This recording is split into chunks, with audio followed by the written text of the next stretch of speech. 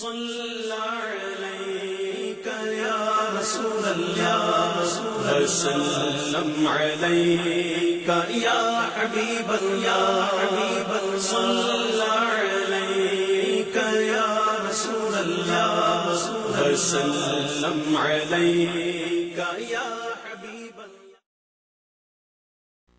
بسم اللہ الرحمن الرحیم، الحمد للہ رب العالمین، والصلاة والسلام علی سید المرسلین، اما بعد، قال رسول اللہ صلی اللہ علیہ وسلم لا بأس بالغناء لمن اتقى اللہ عز وجل۔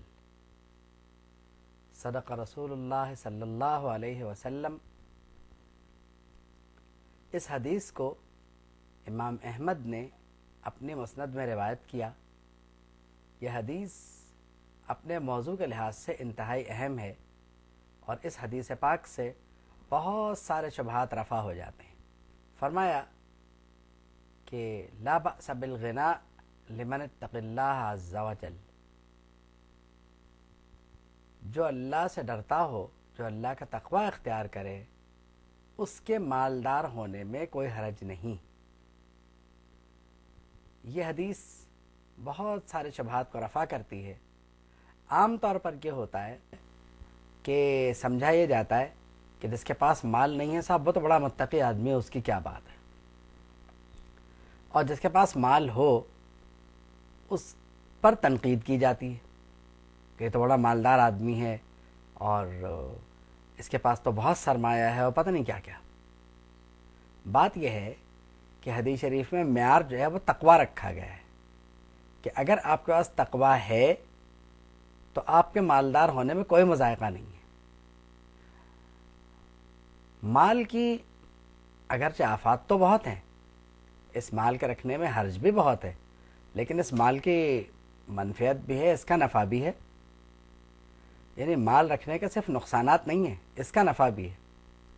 اس کی مثال کو آپ یوں سمجھ لیں کہ تلوار اگر آپ کے پاس ہے یا پسٹل اگر آپ کے پاس ہے تو اس سے آپ اپنی حفاظت بھی کر سکتے ہیں اور چاہیں تو اپنی جان بھی لے سکتے ہیں۔ مال کی صورتحال بھی تقریباً ایسی ہی ہے کہ آپ اگر چاہیں تو یہ آپ کو ہلاک کر سکتا ہے، آپ اگر چاہیں تو یہ آپ کو جنت میں لے جانے کا وسیلہ بن سکتا ہے۔ اس لیے کہ اللہ کا تقوی آپ کے پاس ہے نا، تو بنیادی طور پر جو مال کا استعمال ہے وہ آپ کے ارادے کے تحت ہوگا۔ اصل میں اگر آپ نے ارادہ یہ کیا کہ یہ مال میں اس لیے خرچ کروں گا کہ اتنے لوگوں کو قتل کروا دوں تو اب یہ گناہ ہے، اب یہ مال آپ کو جہنم میں لے جانے کا وسیلہ بنا۔ اور اگر آپ نے کہا کہ یہ مال میں اس لیے خرچ کروں گا کہ اتنے لوگوں کے فلاح و بہبود اور اتنے لوگوں کی زندگی بچائی جائے، تو یہ کام آپ کو جنت میں لے جانے کا وسیلہ بن سکتا ہے۔ قرآن مجید کی ایک آیت ہے جو سب سے پہلے سورہ بقرہ میں آتی ہے، اس میں مومنین کا ایک وصف ہے، وَمِمَّا رَزَقْنَاهُمْ يُنْفِقُونَ، جو کچھ ہم نے انہیں دیا اس میں سے وہ خرچ کرتے ہیں۔ تو اب جو کچھ میں مال آتا ہے، مال میں سے جو کچھ ان کے پاس ہے اس میں سے وہ خرچ نکالتے ہیں۔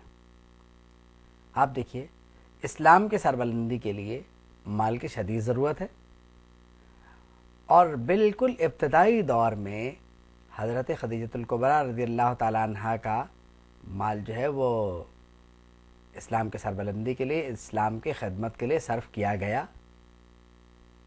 تو مال سے بڑے بڑے امور طے پاتے۔ آپ کو بتاؤں کہ ایک حدیث شریف کا مفہوم یہ بنتا ہے کہ کبھی کبھی محتاجی انسان کو کفر کی طرف لے جاتی ہے۔ یعنی ایسا ہوتا ہے، ہمارے زمانے کا جو سب سے بڑا مسئلہ اس وقت ہے وہ یہی محرومی تو ہے کہ جس کو دیکھو اکثریت یہ کہتی پھرتی ہے کہ ہمیں نوکری نہیں ہے۔ یعنی اب بھی اگر آپ دیکھیں تو لوگوں کو حرص نہیں ہے، وہ یہ نہیں کہہ رہے کہ ہمیں خدا نخواستہ قارون کے خزانے کا مالک بنا دیا جائے، مگر وہ کہتے ہیں کہ اتنا تو ہو کہ ہم پیٹ بھر کے روٹی کھا سکیں اور اپنے گھر والوں کے ساتھ باعزت زندگی بسر کر سکیں اور ان کے حقوق پورے کریں.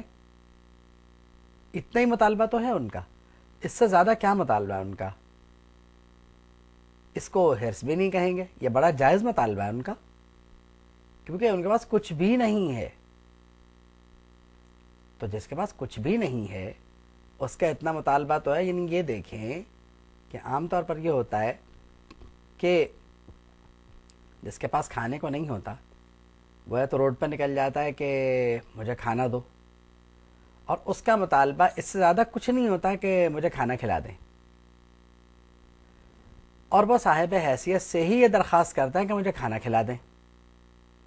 آپ اسے کھانا کھلا دیں، وہ آپ کا پیچھا چھوڑ دیتا ہے، شام کو پھر کوئی اور انتظام کر لیتا ہے.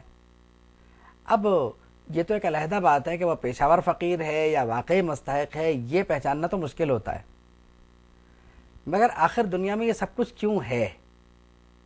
مال جو ہے ایک طرف تو اتنی وافر مقدار ہے کہ جس طرح انسان چاہ رہا ہے وہ خرچ کر رہا ہے، ایک طرف تو صورتحال یہ ہے کہ لوگوں کے پاس مال اتنا ہے کہ وہ ضائع کر رہے ہیں، دوسری طرف صورتحال یہ ہے کہ لوگوں کے پاس کھانے کو پیسے نہیں ہیں، اور بے شک ان کی علمی قابلیت کچھ بھی صحیح، لیکن وہ 2 روٹی کما کے معزز طریقے سے نہیں کھا سکتے.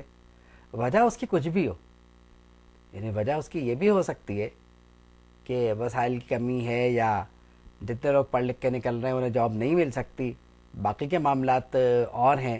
تو وجہ کچھ بھی ہو، لیکن بہرحال سوسائٹی میں، معاشرے میں ایسا ہے. آپ کہتے ہیں آپ اس کے کئی حل نکالتے ہیں، یوں بھی کر لیا جائے، یوں بھی کر، وہ تو احتیاط ہو سکتی ہے.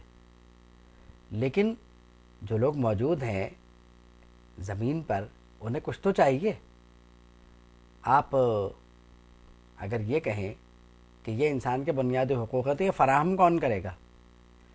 اگر آپ یہ کہنا شروع کر دیں کہ روٹی کپڑا مکان انسان کا بنیادی حق ہے، بہت اچھی بات ہے، بالکل ہے، فراہم کون کرے گا؟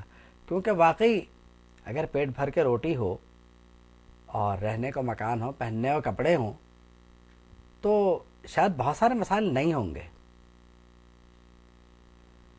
لیکن چلیے اب اس میں ایک بات یہ ہو سکتی ہے کہ اس کے باوجود، کیونکہ ہوتا یہ ہے کہ رزق کی کشادگی بھی مسائل پیدا کر دیتی ہے. رزق کی تنگی سے تو کافر ہونے کا خطرہ ہے ہی ہے، لیکن رزق اگر کھل کے ملنا شروع ہو جائے تو بھی ایک نئی مصیبت ہے. اللہ فرماتا ہے وَلَوْ بَسَطَ اللَّهُ الرِّزْقَ لِعِبَادِهِ لَبَغَوْا فِي الْأَرْضِ. اگر اللہ زمین میں رزق کشادہ فرما دے، یعنی زمین کے خزانوں کے منہ کھول دیے جائیں، تو زمین میں بغاوت پھیل جائے گی، لوگ باغی ہو جائیں گے.